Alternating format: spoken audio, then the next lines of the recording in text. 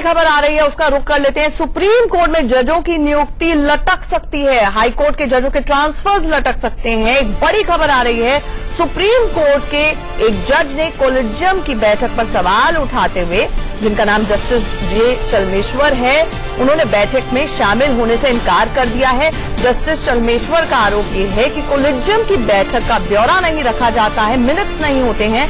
Collegium supreme court में जजों की नियुक्ति करता है। आपको बता दें कि इसमें चीफ जस्टिस और 4 सीनियर मोस्ट जजेस होते हैं जो जजों की नियुक्ति करते हैं तमाम हाई कोर्ट में। इस वक्त 400 करीब 78 वैकेंसीज हाई कोर्ट में है। हमारे साथ हमारे सहयोगी आशीष सिन्हा इस एक्सक्लूसिव और ब्रेकिंग न्यूज पर जुड़ रहे हैं।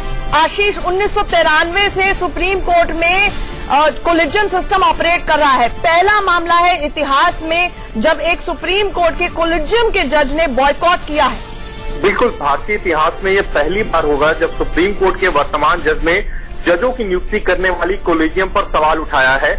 जस्टिस चलमेश्वर ने 3 पेज का एक लेटर लिखा है सीजेआई को, जिसमें कहा है कि कोलिजियम में पारदर्शिता की कमी है।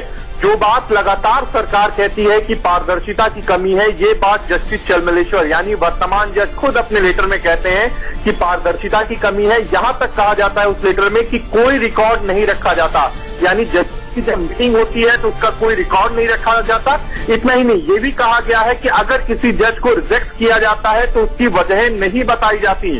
कल ही कोलिजियम की एक मीटिंग होने वाली थी, लेकिन मीटिंग से ठीक एंड पहले जस्टिस चलमेश्वर ने मीटिंग का बॉयकॉट किया और उन्होंने एक लेटर सीजेआई को लिखा और उसके बाद वो मीटिंग में नहीं गए। अगर हालात ऐसे ही रहे तो आने वाले समय में सुप्रीम कोर्ट में जजों की नियुक्ति नहीं होगी और ना ही हाई कोर्ट में किसी भी जज का ट्रांसफर होगा। मामला पूरी तरह आधर में लटकता हुआ नजर आ रहा है। खास तौर से सरकार जो लगातार रस्साकशी की सिचुएशन में है न्यायपालिका के साथ, कहीं ना कहीं अब ये जो अंदर से आवाज उठी है सुप्रीम कोर्ट के अंदर से ही, न्यायपालिका के अंदर से ही, अब कई सवाल और खड़े हो रहे हैं।